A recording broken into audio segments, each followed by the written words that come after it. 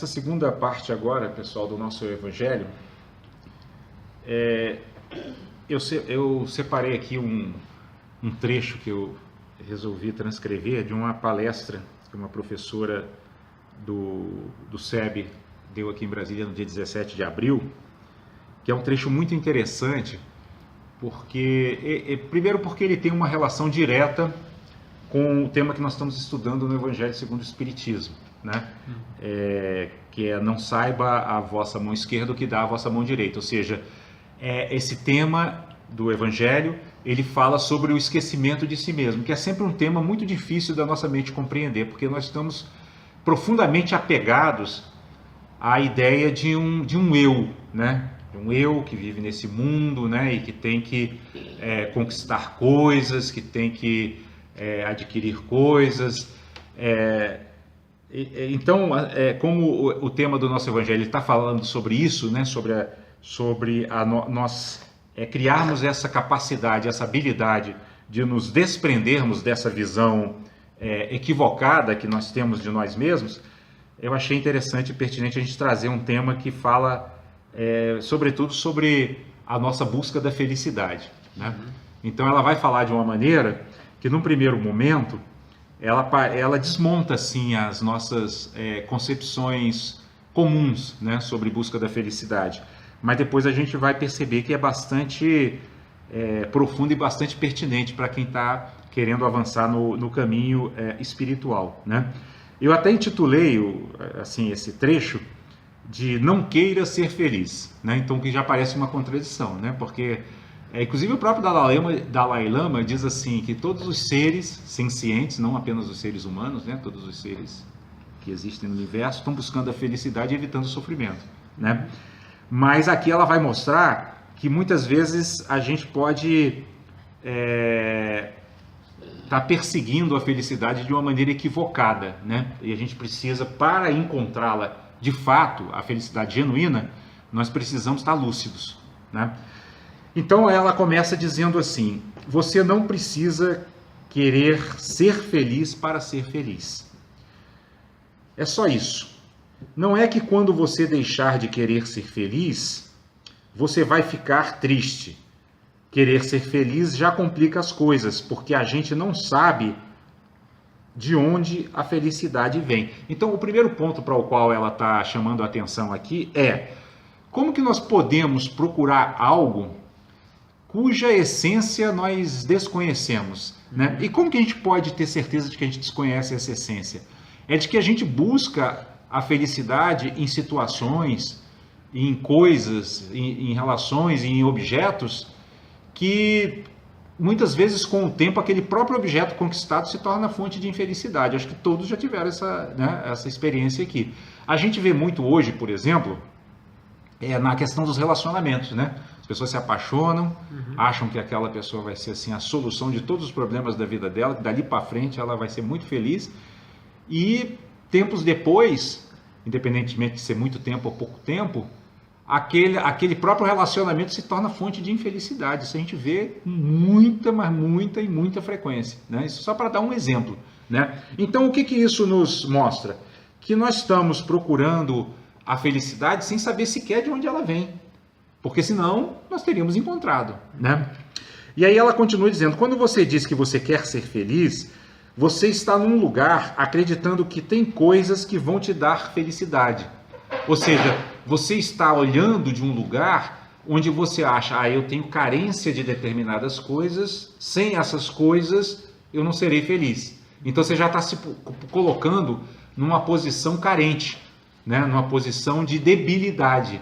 E a nossa natureza divina, que está dentro de nós e incessantemente disponível para nós, ela é plena, ela é divina. Então ela não tem qualquer mínimo traço de carência, né? Então significa que quando eu busco a felicidade dessa forma, achando que ela está na dependência de fatores externos, eu já estou me desconectando da verdadeira fonte de felicidade, que é justamente um sentimento interior de plenitude, né? De quem, na verdade, não só não depende das circunstâncias externas para manter seu equilíbrio e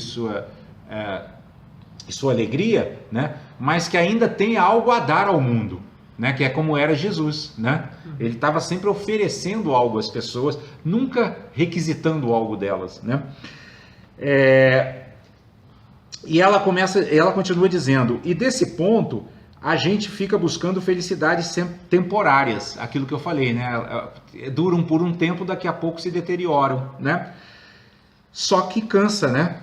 Porque elas vêm e vão, elas vêm e vão. Por que cansa? A gente vê, né, que a gente, como a gente falou, né, elas vêm, mas daqui a pouco escorrem, igual água, né? Quando a gente quer segurar a água, escorre pelos dedos, né? E aí a gente sai em busca de uma outra coisa. O Lama chama isso de transmigração, né? A gente está numa bolha de realidade, né? Então, para usar novamente o exemplo dos relacionamentos, a pessoa se separa, né? Aí se casa de novo, aí os problemas voltam a se repetir, ou seja, a gente transmigra de uma bolha de realidade, no caso um casamento, para uma outra bolha de realidade, outro casamento, e muitas vezes os problemas se repetem. Por quê? Porque se a pessoa não mudou, né, os problemas vão voltar à tona de novo, porque os problemas não vêm das questões externas, ele vem da forma como nós nos relacionamos com o mundo, né? Então, o Osho, inclusive, ele falava isso de uma forma muito engraçada, né? Ele disse assim, as pessoas se casam com o mesmo marido várias vezes. Mas não é que é o mesmo, é diferente, mas os problemas se repetem porque a pessoa está tendo o mesmo comportamento, né? Ou seja, isso aponta para o fato de que a fonte da felicidade está, antes de tudo, na nossa transformação interior. Aquela frase que eu já tinha dito aqui na primeira parte de Deepak Chopra, você é o mundo. Quando você se transforma, o mundo em que você vive também será transformado. Então o oposto também é verdade. Você é o mundo. Se você não se transforma, o mundo à volta pode até mudar, mas seus problemas vão continuar os mesmos. Porque a mente que lida com os problemas continua a mesma. As reações que a gente costuma ter às coisas continua a mesma. Então não tem como as coisas mudarem se nós também não passarmos por uma transformação, né? Bom, e aí ela continua dizendo assim... E aqui a gente está falando de uma condição de bem-estar, de satisfação e de paz natural interior que vem com a nossa familiarização com o silêncio. E daí, quando você for sentindo isso, você vai perceber que não tem nada maior do que isso. O que é esse silêncio a que ela está se referindo aqui? É a gente silenciar esse próprio desejo da felicidade, ou seja, de achar que ela... Né, porque isso gera ansiedade, já perceberam? A gente fica querendo coisas, e as coisas, elas nunca estão daquele jeito exato como a gente acha que elas deveriam ser. E aí a gente sai tentando arrumar, né? E isso vai gerando cansaço e frustração, cansaço e frustração. Por quê? Porque as coisas lá fora nunca vão estar do jeito como a minha mente entende que elas deveriam estar, né? A casa não vai estar limpa do jeito que eu acho que tinha que estar, a pintura não vai estar boa do jeito que eu acho que está, né? A restauração da mesa não vai ficar perfeita do jeito que eu achei que devia ficar, né? Então, o que eu tenho que exercitar em mim é a capacidade de silenciar essa ansiedade para que o mundo seja do jeito que eu quero, porque ele não vai ser, né? E a passar a desenvolver o quê? A capacidade de me adaptar ao mundo do jeito como ele se mostra. O que não significa ser passivo, né? Porque a nossa mente comum, ela acha que isso é passividade, mas não é. Não é questão de ser passividade. É uma questão de que quando você silencia essa ansiedade, você deixa de gastar muita energia com a preocupação em manipular as coisas e passa a ter essa energia disponível para agir mesmo com lucidez, com clareza. Porque você não está mais ali perturbado por um desejo fictício de felicidade, né? Um desejo de uma felicidade que você concebeu, né? Que é uma concepção sua, mas que não é a realidade das coisas. É compreensível isso, pessoal? Uhum. É? Bom, e aí ela continua dizendo, não tem nada maior do que isso, ou seja, quando a gente se coloca nesse lugar, a gente se torna como se fosse, por exemplo, imaginem essa sala aqui, né? Essa sala, o que é a essência dela? A essência dela é esse espaço que tem a sala, né? Aqui tem mesa, tem quadros, né? Tem paredes, tem lustre. Mas se a gente tirar o quadro, a parede, a mesa, os lustres e nós sairmos daqui, vai acabar a sala? A sala continua.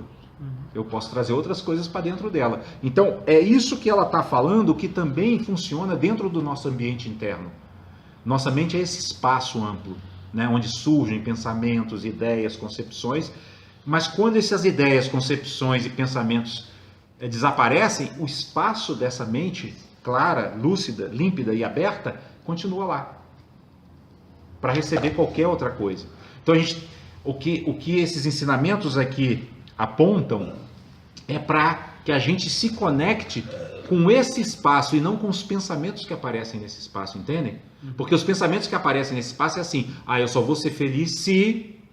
Pronto, aí eu já criei uma condição. Aí se a condição não acontece, eu estou infeliz. Quer dizer, eu condicionei a minha felicidade. Quando eu estou no espaço aberto como essa sala aqui, não. Eu sei que a minha mente, essa pureza, né, esse céu da minha mente vai estar sempre lá. As nuvens vão aparecer, vão desaparecer, o sol vai brilhar, vai anoitecer, mas esse espaço vai estar sempre lá aberto e pronto para receber e se adaptar a qualquer circunstância. Ok? E aí ela continua dizendo assim, a partir desse lugar, nós vamos ver que não tem problema tomar um sorvete e ele ser bom. Não tem problema namorar e ser bom. Não tem problema ganhar uma promoção e ser bom. Só que isso não é mais o brilho da nossa vida. Percebem? Ou seja, essas coisas vão acontecer, eu vou vivenciar, vão ser experiências boas, mas eu não vou me apegar a elas, me fixar a elas e ficar na dependência de que aquilo se repita para que eu possa continuar, como ela fala aqui, com o brilho da minha vida. Né? Porque o que acontece muitas vezes, né? Quando a pessoa está ali tomando sorvete, está namorando, teve uma promoção, né? Ele fica, né? Surge um brilho. Aí quando isso não acontece, hoje não vai dar para tomar sorvete, porque não houve um problema ali, a geladeira da loja pifou, aí o brilho apaga. Então o brilho da mente fica dependente das coisas acontecerem ou não acontecerem. E o que ela está propondo aqui? Que aquilo que Jesus propõe no Evangelho, quando diz para os discípulos, a minha paz vos deixo, a minha paz vos dou, mas eu não vos dou a paz do mundo, quer dizer, essa paz que depende de ter um sorvete gostoso para tomar. Se não tiver um sorvete gostoso para tomar também, eu estou recolhido nesse silêncio interior que mantém o meu brilho sempre aceso, independentemente de um combustível externo. Né?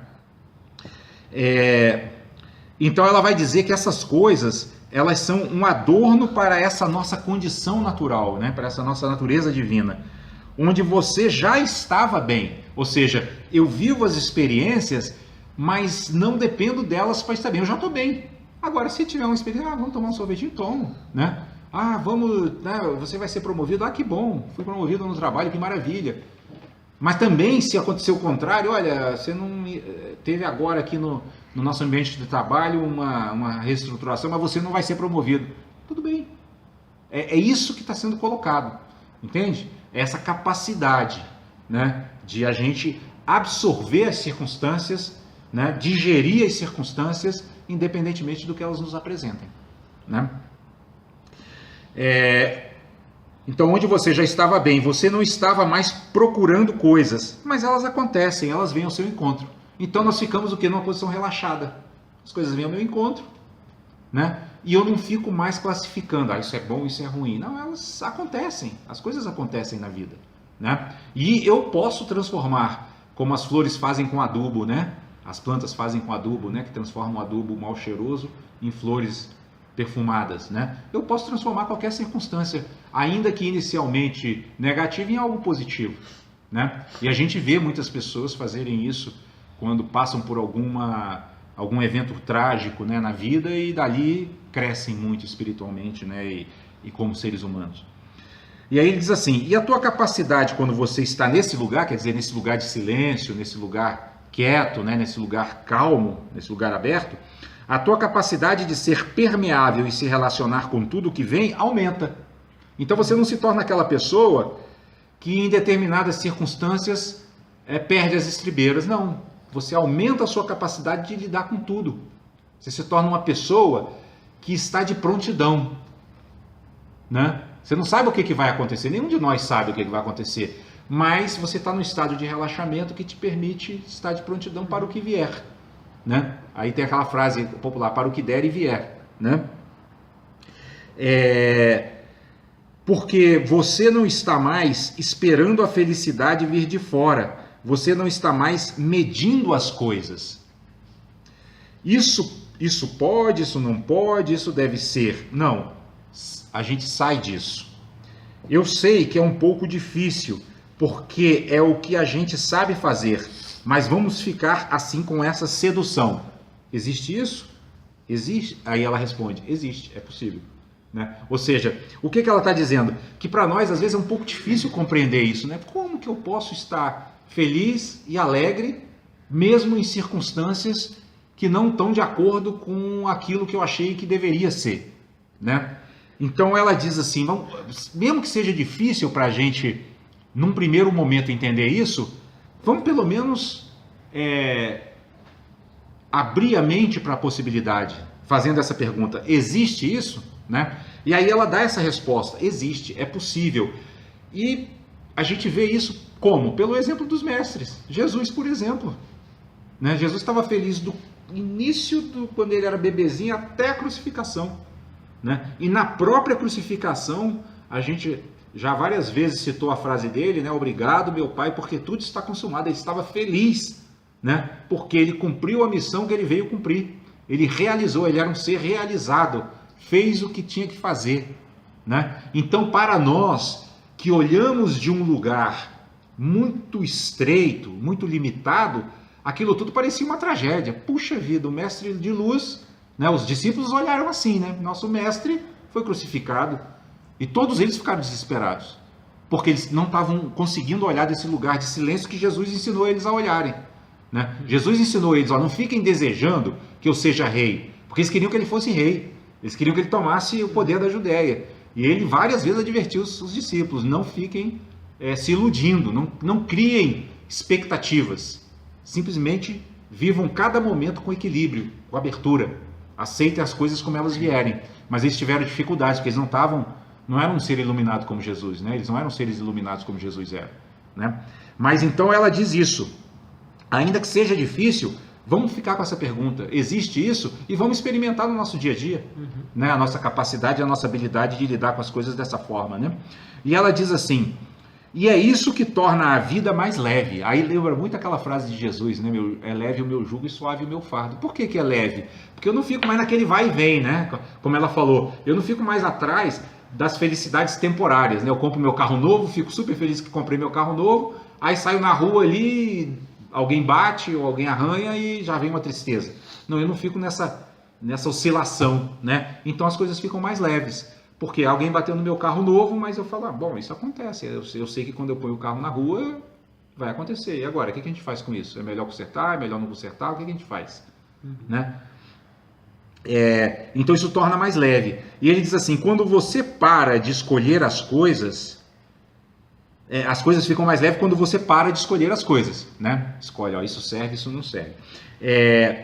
As coisas vêm, está bem.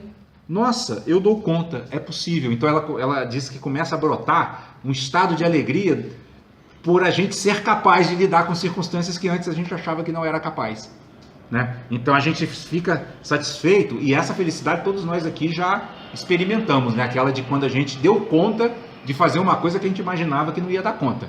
Talvez não tenha felicidade maior do que essa, né? E nós vamos experimentar essa felicidade.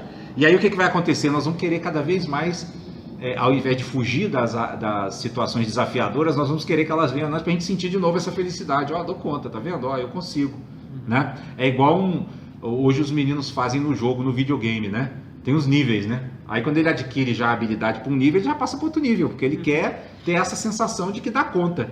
Por isso que esses jogos viciam, porque eles tocam um pouco nessa esfera nossa de querer realizar. E aí ela diz assim, nossa, eu dou conta, é possível. Aí a esfera das experiências vai ficar enorme, gigante, o campo das possibilidades. Aí a gente vai ver como a nossa visão estava restrita, porque nós buscávamos a felicidade. Então aqui a gente começa a entender que quando a gente desenvolve essa abertura para as coisas, né, sem ficar exigindo tanto da vida, né, e mais oferecendo, né, esse nosso espírito aberto para a vida, nosso campo de experiência vai se ampliar. Por quê? Porque nós vamos parar com aquela luta constante, né, de querer proteger as coisas às quais a gente tem apego, de querer manter longe as coisas às quais a gente tem aversão. E outra, nós vamos também acabar com aquele campo de indiferença das coisas às quais a gente é indiferente. Porque nós vamos estar com a mente mais aberta, né? Então, tudo na vida vai nos interessar, né? Não, nós vamos estar nos libertando. Lembra que a nossa mensagem de hoje foi na conquista da liberdade? Nós vamos estar nos libertando das preferências. Porque as preferências nos escravizam aqui a elas mesmas. Né? Isso aqui eu prefiro, isso aqui eu não gosto. Aí eu fico escravo dessa situação e fico alternando meu estado de espírito, porque a hora que as coisas não acontecem do jeito como eu prefiro, eu fico deprimido, triste, magoado, ressentido, raivoso, etc. Né? E aí ela diz assim, daí a gente tem os modelos ancestrais da busca da felicidade, e tinha um negócio enorme na nossa frente acontecendo. Ela quer dizer busca modelos ancestrais, é porque é o jeito como a gente aprende, né?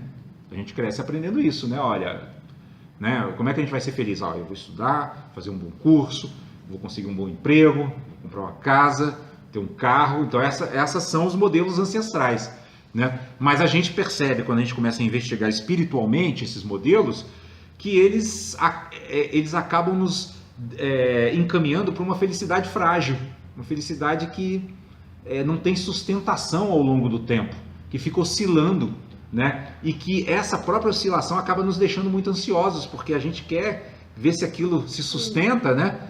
Mas a própria impermanência vai mudando e criando o sofrimento da mudança. Que um dos sofrimentos é o sofrimento da mudança, né? A gente vai ajeitando as coisas e de repente as coisas mudam por coisas que estão fora do nosso controle, né? Então ela diz isso, né? Que eu podendo me divertir a qualquer instante, não, mas é que eu não posso me divertir porque eu quero ser feliz. Então ela quer dizer assim, essa maneira de ser feliz, essa maneira profunda de ser feliz, aceitando as coisas do jeito como elas são, estão sempre disponíveis para nós, né? Mas é como se fosse assim, a vida dizendo para nós, olha, divirta-se, tá vendo? Né? Aceite as coisas, né? Experimente tudo, né?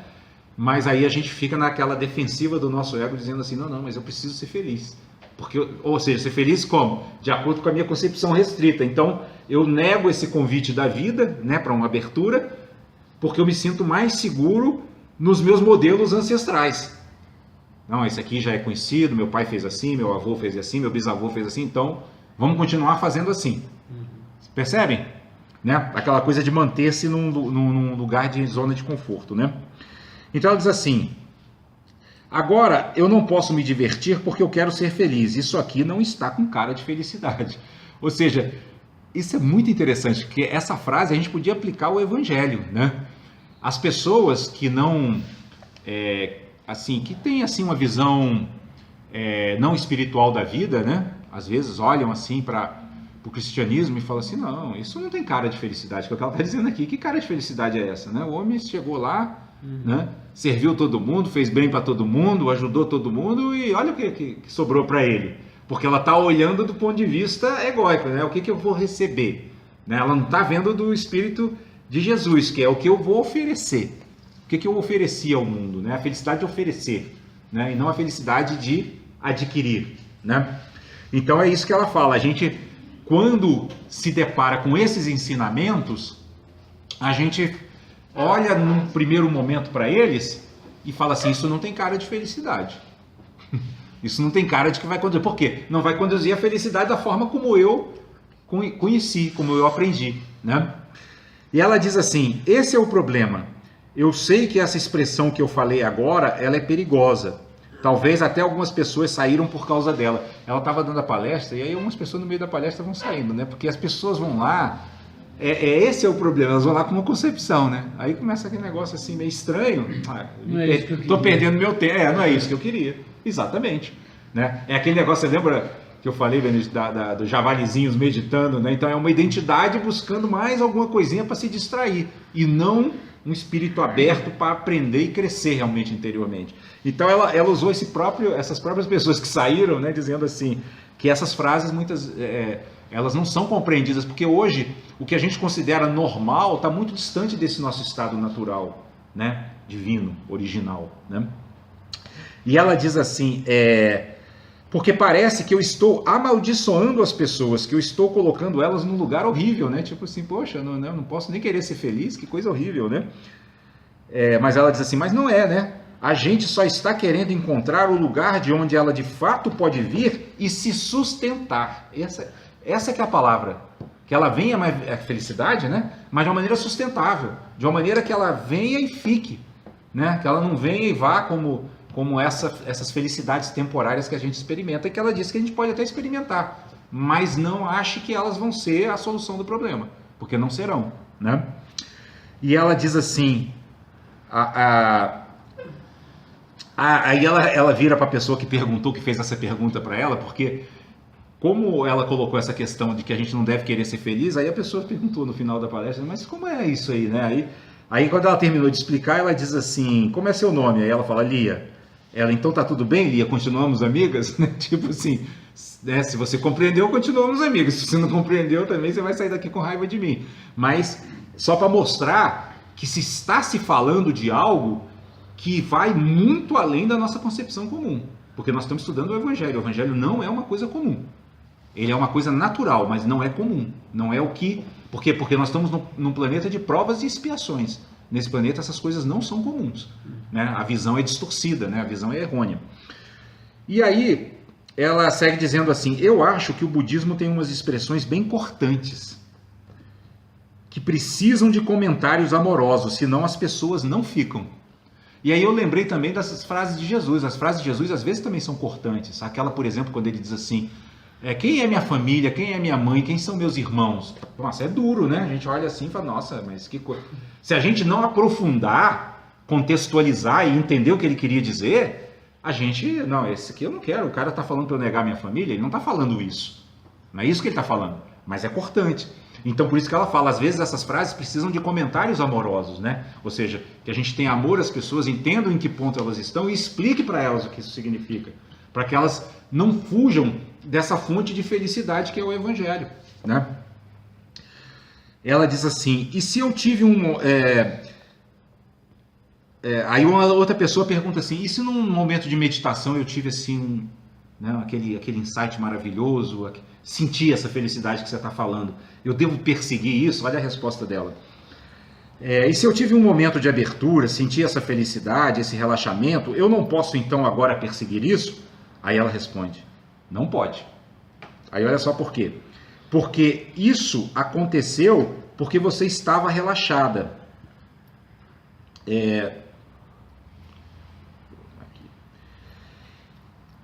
Porque isso aconteceu porque você estava relaxada. E nessa abertura, não existe um estado que vai ficar linear. Não é isso. A gente não deveria se referenciar ao que a gente conhece como estados de felicidade. Ou seja, a gente não deve desenvolver apego nem aos estados mentais superiores que a gente consegue muitas vezes no estado de meditação. Vocês entendem? Porque senão, o que acontece? A gente vai criar aquilo como se fosse um objeto externo e vai começar a perseguir aquilo do mesmo jeito que a gente persegue os objetos externos. Né? Aquilo se transformou num objeto e não mais no estado de ser aberto e relaxado. Compreendem? Né? E aí ela diz assim, por isso as experiências meditativas, sejam elas quais forem, você não pode persegui-las, porque isso vai atrapalhar. Você transforma aquilo num objeto separado de você, que agora você não sabe onde está. Né? Onde é que está aquilo? Pronto. Já se colocou no mesmo lugar, ou seja, você já se colocou no lugar de alguém que está carente, de um estado que você alcançou num determinado momento de meditação, só que agora você está fora daquele momento e aí? Agora você está triste?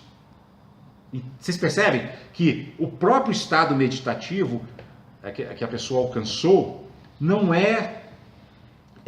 se a pessoa se apegar àquilo, aquilo vai se transformar em fonte de sofrimento.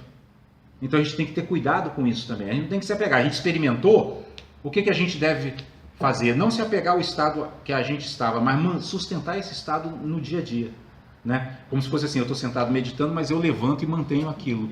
O que é aquilo? A abertura para as coisas como elas vierem, eu aceitando e digerindo tudo de acordo com como se fala assim, com um espírito assim aberto, né? Que não nega as coisas, que não escolhe, que não julga. Lembra quando Jesus fala: não julgueis para não serdes julgados? Porque na hora que a gente julga, a gente se aprisiona no nosso próprio julgamento. Isso aqui serve, isso aqui não serve. Aí aquilo que eu acho que não serve, eu não presto atenção, eu não olho, eu não usufruo. E a vida, ela é feita de tudo, não é só do que eu gosto, né? Ela é feita de todo o nosso entorno, né? Bom, então esse aqui foi uma reflexão que eu trouxe para que a gente possa ampliar um pouco a nossa concepção, aprofundar, né, um pouco a nossa concepção do que é o esquecimento de si mesmo. Vocês veem como é profundo? Quer dizer, o esquecimento de si mesmo é esquecer até as nossas próprias falsas concepções de felicidade, né? Para que a gente possa estar preparado para que a verdadeira felicidade aconteça. A verdadeira felicidade, ela não vai ser conquistada como algo que eu fui atrás. Ela vai acontecer quando eu estiver pronto para recebê-la. Por isso que no Oriente tem aquela frase, né? Quando o discípulo está pronto, o mestre aparece. Então, quando a gente está pronto, a felicidade simplesmente aparece. Ela não é algo que vai ser adquirido. Porque essa concepção de aquisição, ela vem do ego e não da nossa natureza divina.